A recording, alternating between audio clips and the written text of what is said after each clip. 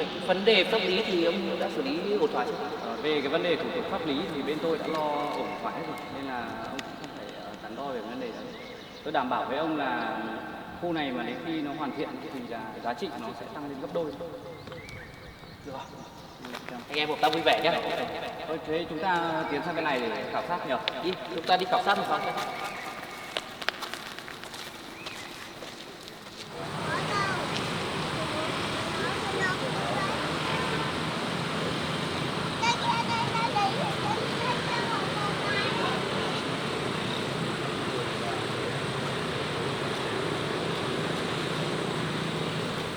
Diện tích của đảng tôi là 5 ha, thì tôi đang đầu tư vào, tính là đầu tư vào làm trung tâm thương mại với vui chơi giải trí, thì mong muốn là tìm một đối tác hợp tác để cho khu này phát triển thành một khu vui chơi bậc nhất của khu này. Về vấn đề pháp lý thì bên anh cũng lo cho ổn thỏa đi. Còn vấn đề dòng tiền đầu tư vào dự án này 500 tỷ đối với bên tôi chỉ là khởi động buổi sáng thôi, nên là bên anh cứ yên tâm. Thì bên này thủ tục pháp lý là tôi làm là lo xong hết, thì chỉ chờ bên đầu tư vào. Hy vọng rằng là chúng ta hãy phát triển khu vực này thành một trung tâm thương mại thật là sầm uất nhất, bậc nhất ở khu vực này. Chúng ta không chỉ ở đây để từng có tất cả tiền tài, danh vọng và danh tiếng, những mối quan hệ tưởng chừng không bao giờ mất đi. Không ngờ chỉ trong vài tháng mọi thứ đã biến mất tất cả.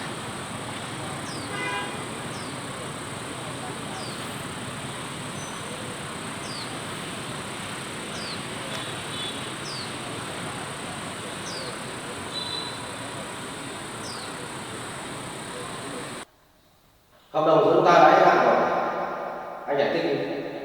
Tiền của anh đâu? Mong anh giữ bình tĩnh, nghe tôi giải thích đã. Đấy chỉ là dòng tiền tạm thời của công ty chúng tôi. Chúng tôi sẽ cố gắng cung cấp đủ số tiền như trong hợp đồng mà đôi bên chúng ta đã ký kết. Tôi không thể chờ đợi thêm một ngày nào nữa. Công ty của anh sẽ phá sản rồi. Mong anh giữ bình tĩnh, đấy chỉ là dòng tiền tạm thời. Tôi không muốn nghe anh giải thích. Không thể như thế. Tôi cho anh quá nhiều cơ hội. Tôi không muốn nghe anh. Tôi không thể tin tưởng anh. Tôi có quyết định của tôi xin rút lại rồi. Mong anh giữ bình tĩnh, mọi thứ vẫn đang ổn mà. Mong anh hãy tin tưởng chúng tôi thêm một lần nữa.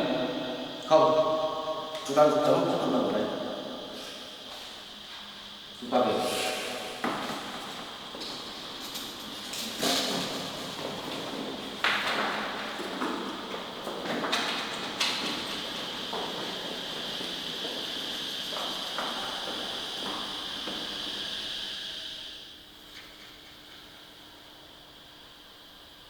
Không, mọi thứ không thể kết thúc ở đây được. Xin giữ bình tĩnh, mọi chuyện sẽ ổn.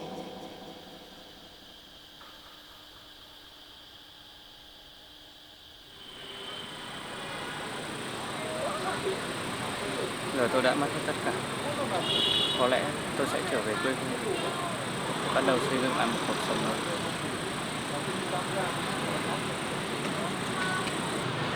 Cái chợ này nó rẻ lắm, nó không đắt như ở trong Đồ Sơn đâu, Sầm Sơn đâu.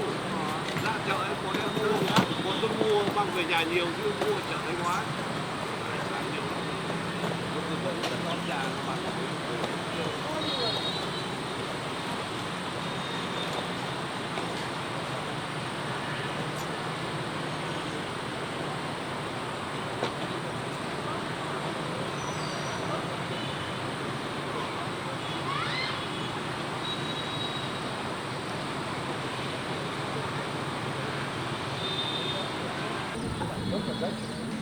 Còn đến những bên nào kia mà đi.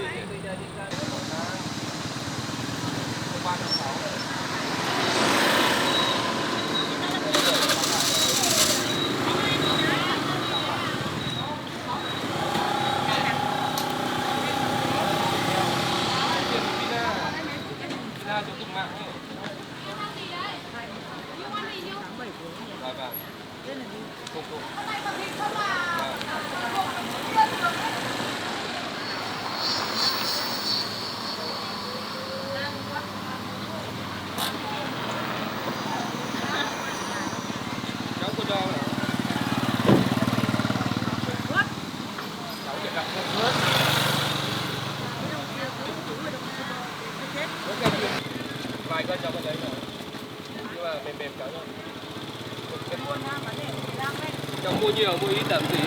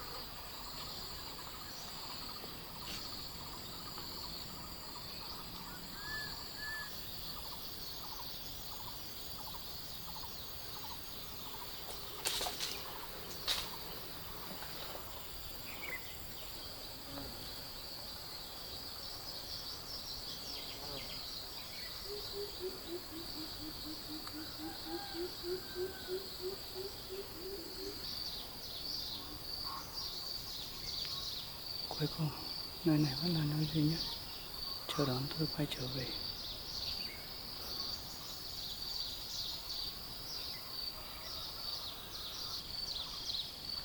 Tôi từng nghĩ mình sẽ không bao giờ quay trở lại trong bộ dạng này.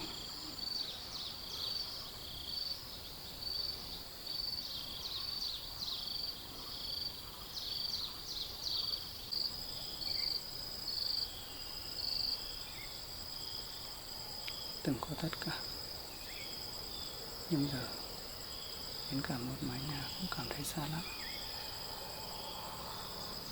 Hóa ra thất bại không phải là điều đáng sợ. Đáng sợ nhất là khi trở về không có ai còn đợi mình.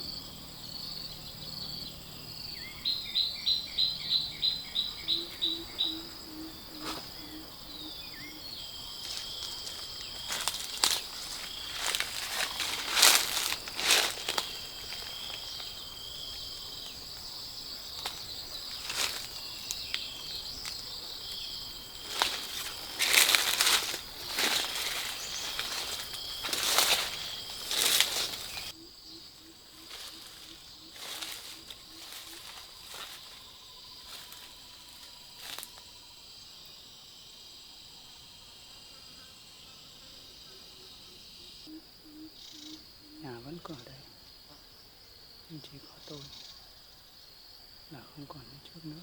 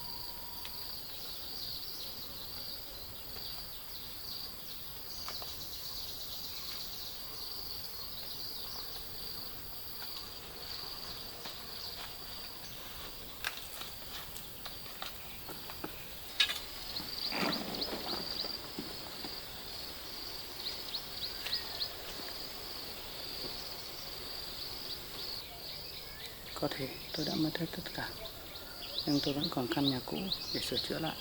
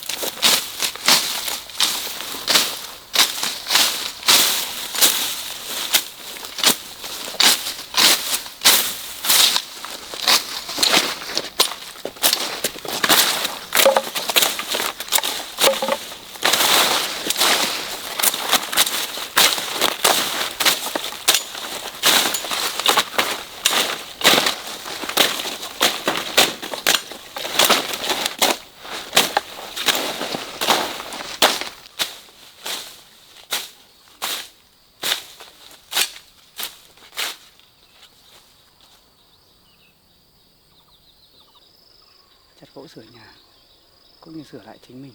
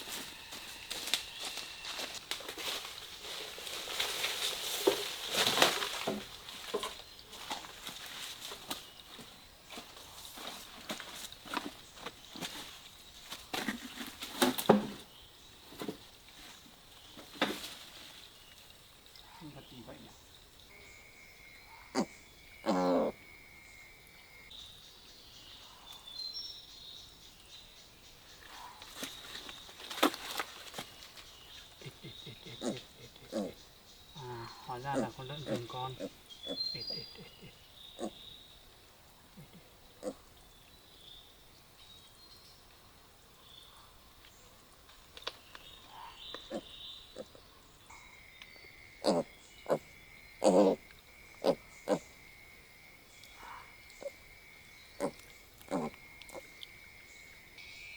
Có lẽ nó đã bị lạc mất mẹ.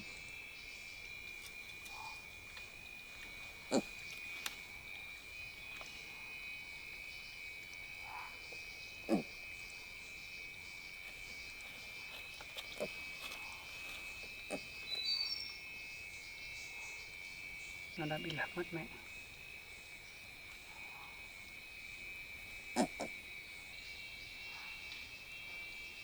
Chắc là nó đang rất đói và lạnh.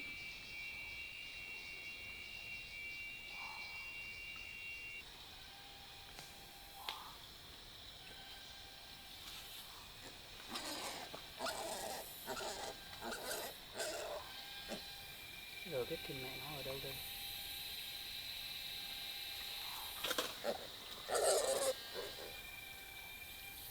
Có lẽ mẹ nó đã đi rất là xa.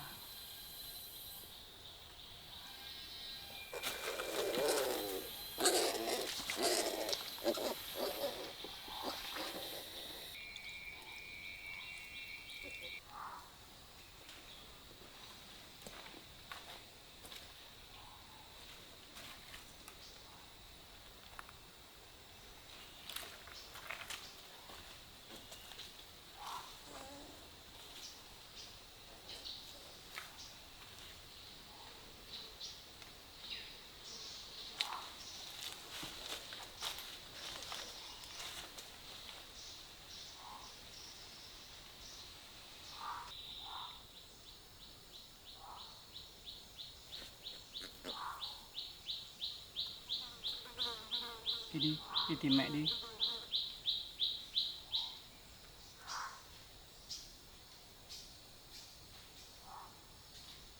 Có lẽ nó đã không đủ sức để đi tìm mẹ nữa.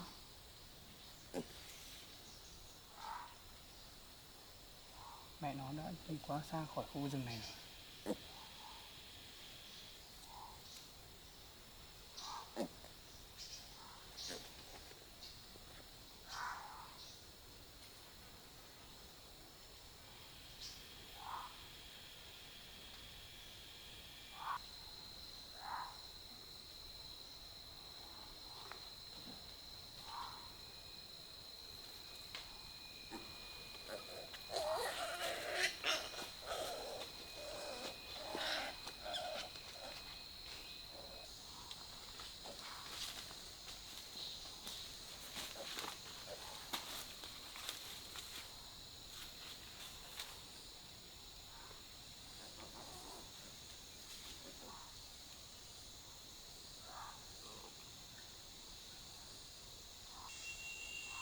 Nếu bây giờ mình rời đi, có lẽ nó không còn đủ khả năng sống sót nữa.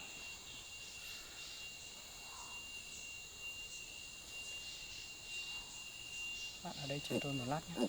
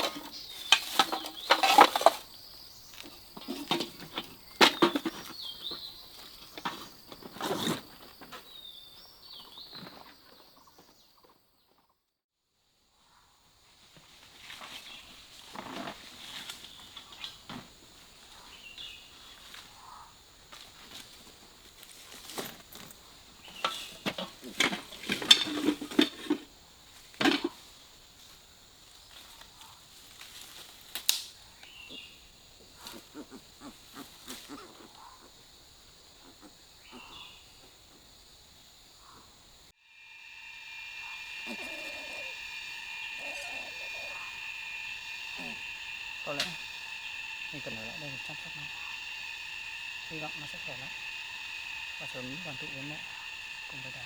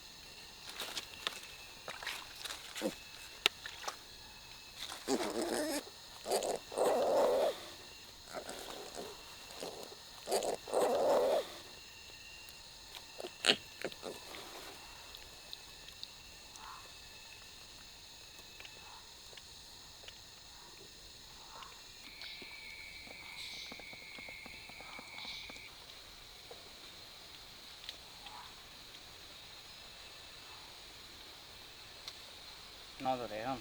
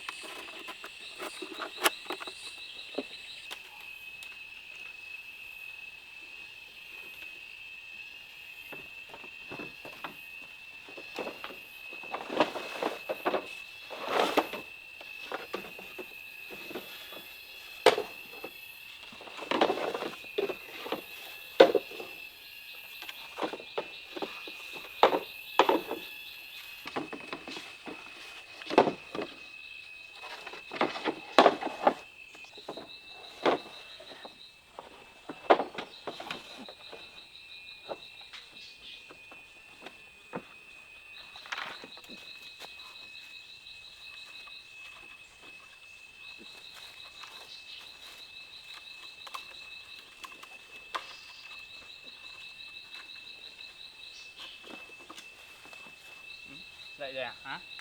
Hả? Đây nhá, đợi tí nhá.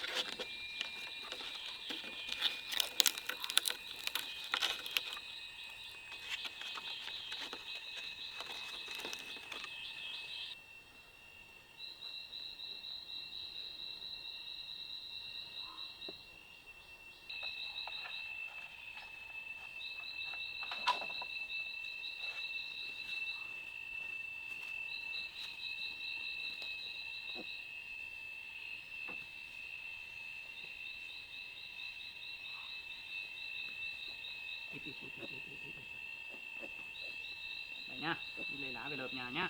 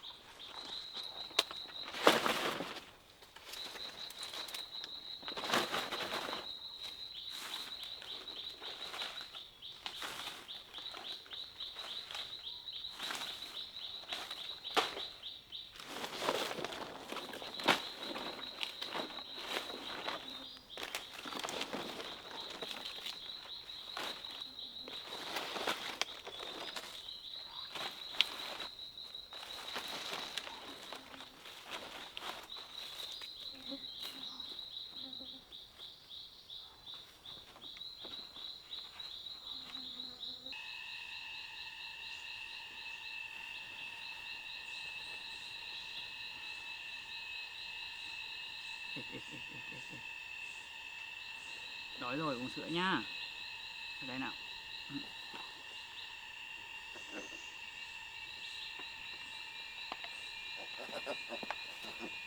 Ngon này. Đây. Đây nào.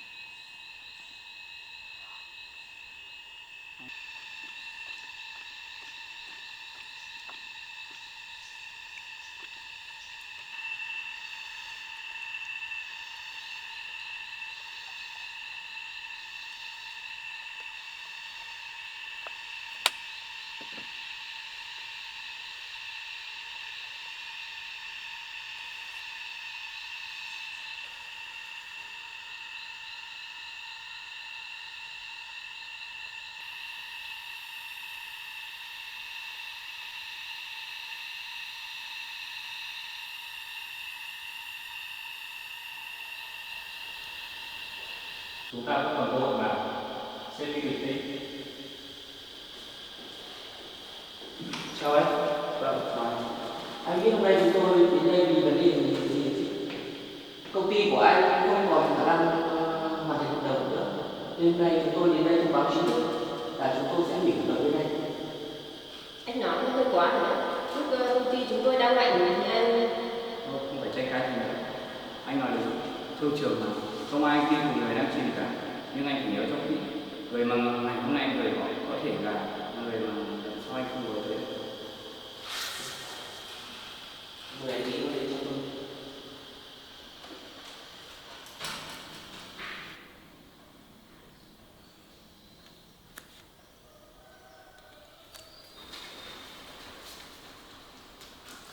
Hợp đồng của chúng ta đã kết thúc. Cảm ơn anh đã hợp tác với chúng tôi. Chúng tôi xin phép đi. Sếp, chúng ta đã kết thúc thật rồi sao?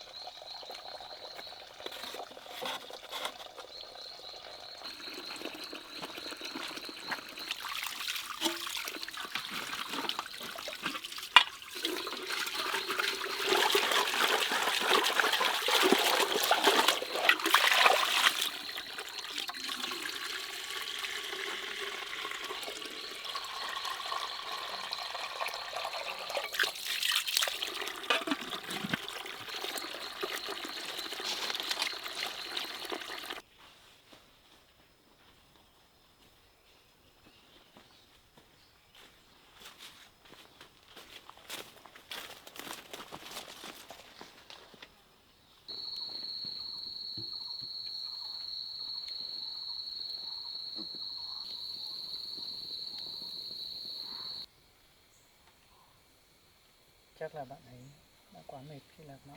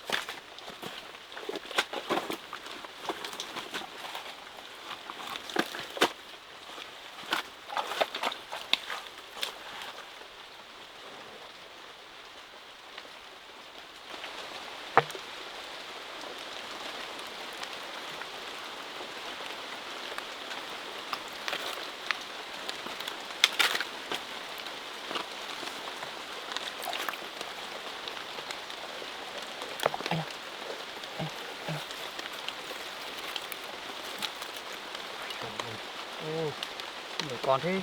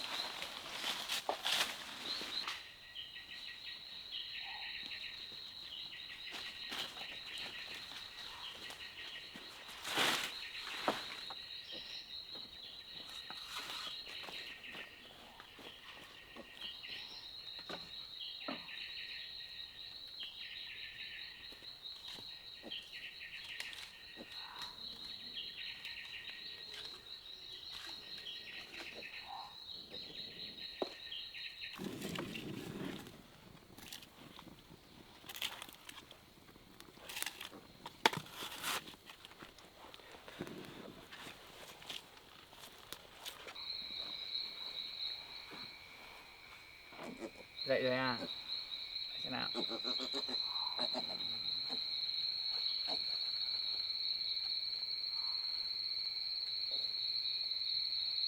Đói chưa? Uống sữa nhá.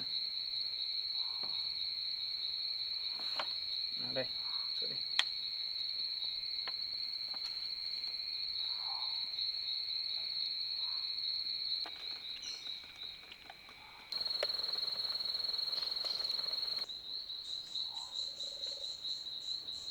No rồi phải không?